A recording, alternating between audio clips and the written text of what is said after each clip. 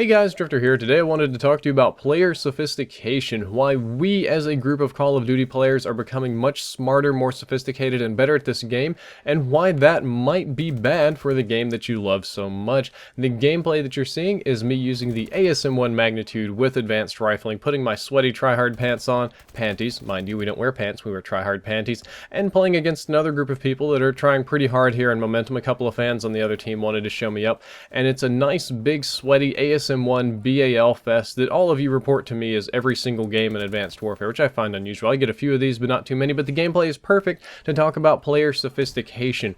Call of Duty has been a huge gaming phenomenon event. It's been a big thing for about 8 years now. When COD 4 came out, there was a massive explosion of players. Call of Duty became extremely popular. It went mainstream. People left playing Halo and Counter-Strike and other games and migrated into Call of Duty, and it got very, very big. Call of Duty on YouTube has been big for about 5-ish years, maybe 6. It was getting there up in, COD 4 and World at War, but it really blew up during Modern Warfare 2. Those guys are probably some of the first big commentators ever on the scene, not just for Call of Duty, but in gaming in general. And it's been a massive, massive social event, gaming event, public event, marketing bonanza, whatever you want to call it, for 5 years running. Unfortunately, the downside of that is that we as players are becoming far more sophisticated. This kind of dawned on me when I was actually playing a different game, League of Legends, and I started watching bronze players do tactics that would have 2 years ago been considered, for higher elos, but they're doing it down there because the information is kind of trickling down. And that's what's happening in Call of Duty, and I would like to say it's a good thing because I believe that knowledge is power, and I believe that competitive gaming is good, but there are definite downsides to it. There are definite, we'll say, bad things about it that you might not like. The first thing you have to understand is that when COD 4 came out, and even up into like Modern Warfare 2, we didn't know anything about this game. We only knew what we were told through the little in-game menus. We knew what our best friend's buddy Dave told him could happen if you do this certain thing on a certain map.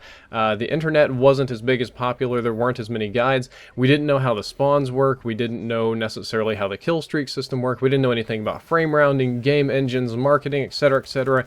It was this new magical, mythical thing that we all experienced for the first time, and we agreed that we liked it and it was fun. But then as this successive sequels came out, all the magic started to drain away. We now understand how to game the spawn system. Like back when I played COD 4 and a little bit World at War, and I started kind of understanding it more toward Modern Warfare 2 and onward, was the spawn system. Previously, I thought the spawn system was magic. I thought it would just poof me into a safe zone, and it was, I knew it was Call of Duty, so I'd be relatively close to the action, but I'd be safe every time. And when I killed an enemy, I knew they would come back somewhere, but they'd be kind of far away, and I didn't need to care or bother about figuring out where or what. I was just going to go hunt down some more enemies, and that's about how 99% of the players were. We didn't know how the spawn system worked. We didn't know about revenge spawns, about control, spawn locking, any of that sort of stuff. We just played and just kind of, derped around and shot enemies as we saw them.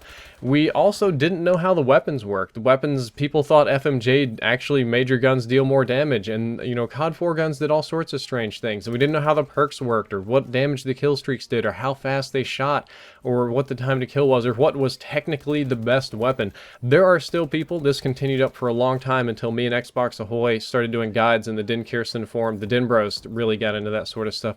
There are still people that tell me the F2000 is the best gun in Modern Warfare 2, when really it's like statistically speaking one of the worst, but people just found things that they liked. They used the strategies they liked, they enjoyed them, and they didn't really care for numbers or stats or what the pros were using or what was technically the best or all that sort of stuff.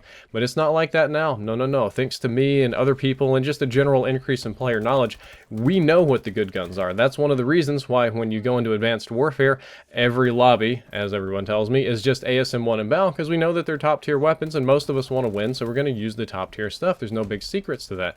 And also, almost everyone knows how to position better. I don't know if you remember this. I remember this. COD 4, World at War, and Modern Warfare 2, people were running around like chickens with their heads cut off. They'd run right down the middle of the street. Of course, there were some players smarter than others. Some would hide in bushes, some would hide behind the cows in a building or something like that. But tons of people would just use the streets. They'd move up and down the alleys. They wouldn't take cover. They wouldn't head glitch. They wouldn't position. They wouldn't drop shot or prone or anything complicated. I would say in a game, which an average game of Call of Duty is going to be 12 people, you'd have about 2 people on each team that were pretty bright and would do these things, and about 4 derps that would just run around at random, which I guess in a way makes it more like League of Legends. You could treat them like minions or bots and kill them with almost no effort, but that's not the case now. Everybody knows how to do movement, everybody knows how to drop shot, everybody knows how to turn on people, we know how to head glitch, how to position, how to do all these things, and that makes the game inherently different than it was when we first experienced it in the past. That sort of craziness, that sort of elation that we would get from mowing down 3 guys that walk down the same street isn't going to happen because 3 people aren't going to walk down the same street anymore. They're smart enough not to do that because, and that leads me into the next thing, pro gamers, streamers, YouTubers, people like myself, we've been making guides, we've been sharing the best tips, the best spots, how to play the game, how to get better. So you've been learning based on your own experience. We're all human beings, we all learn, we all get smarter, get better. Most of us do. Some people make the same mistakes forever and wonder what's going wrong, but like 99% of us don't. And I've been helping people do that, so have other people. And with this, the strategy and the metagame of Call of Duty is evolving. It's getting higher and higher and higher and bigger and more complicated and far more difficult for the casual player to play. It's my personal belief that if I had a time machine, I could go and grab an average Call of Duty player from today. We'll say somebody that plays ranked play or league play on Black Ops 2. Maybe not like Masters or like top tier, but pretty high up there. I could go grab one of these players and drag them back to like the COD 4, maybe like World at War, MW2 days, and put them up against competitive or professional players.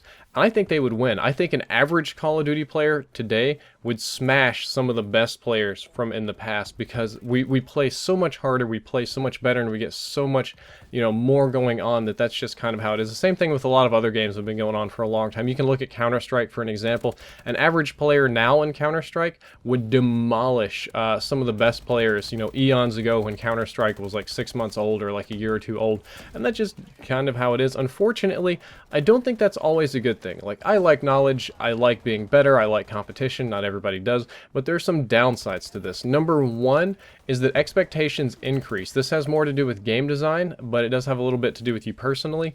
The expectations of a Call of Duty game are going up exponentially. Every single year, a Call of Duty game has to have the main game, has to have the campaign, has to have zombies, it has to have all these variety of features and multiplayer, a bunch of different perks. If it's missing a perk, if something's different, if something's balanced, it's very easy to upset a community, and it's very easy for you to not have your personal expectations met of how the game should feel.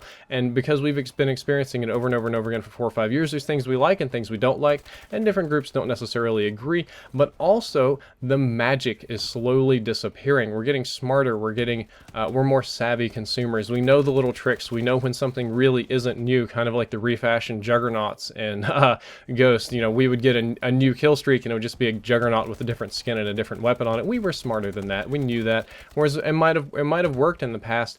And also, it has to do with the way your brain is wired. We seek pleasure, and kind of the example from before, when 3 people walk down the street and you mow them down and you get a triple kill, that means you accomplished something. You were very good. Those pleasure centers go off. It says you were good. The kill streak thing pops up. You get your kill streak, and it just makes you feel really good about yourself. And this is that's one of the ways like Call of Duty's winning formula was the kill streaks and that sort of elation and simple play and whatever.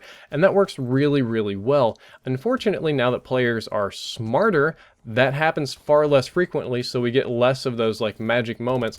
And also because, as we've played for a long time, we've had magic moment, again. There's sort of a lessening effect. Same way when people that are heavy drug users, they have to take more and more drugs to get the same kind of high. You personally have to achieve much, much more to get the same kind of elation that you got out of your first triple kill. So you need more, and there's less of it available because players are better. So there's a lot of disappointment there. And finally, new players tend to struggle a lot. Now, I don't know how many new players there are actually watching this video. Most of you have played a couple of cycles of Call of Duty. Most of you that I talk to on Twitter have also played a lot of Call of Duty. But people that are brand new, fresh to this game, maybe it's baby's first shooter, maybe I'm leaving Dota and trying out this other thing, they don't exactly know how to compete with the rest of us. They get smacked pretty hard, and they don't necessarily like it, getting tricked and all that sort of stuff, which is, one of the places where I help. I make guides and videos for people to get better. And if you're wondering, why is it that every single game I play is full of tryhards? Why are people so good? The skill-based matchmaking thing is a discussion for a different day altogether, but this goes back to, you know, Ghost and Black Ops 2, and even before that, Modern Warfare 3. Every game is full of sweaty tryhards. Why are all these asshole campers? Why is everybody only using the good guns? That's because we are the tryhards, okay? We are the bad guys. We've gotten better. We've gotten smarter. We only use the good guns. We only use the best tactics. We head glitch more. We camp harder. We know the rush routes far better than we used to. So we're kind of becoming our own worst enemy, and the way that you're playing Call of Duty is actually slowly changing and growing away from the casual mowing down mobs of morons and into a more competitive-ish kind of game. I won't say it's a true competitive because, you know, when you roll out a new one every year, it can't get that way like CS or Dota or anything. But we're kind of, I don't know, destroying our own fun in a little way. And this also makes it very difficult for game companies or developers to develop a new game that is fun, that appeals to a casual majority, to an experienced crowd already, and still have some semblance of balance and have enough sort of magic to tickle those little pleasure centers in your brain and keep you to, make you want to keep playing. I'm getting a little bit ahead of myself in words here, but that's what I wanted to talk about today. Just something that I wanted to make known is that Call of Duty and Call of Duty players are getting smarter every single year. They're getting better, they're getting more educated, they're getting more clever, and if you continue to play Call of Duty, just be prepared to deal with this. Drifter out.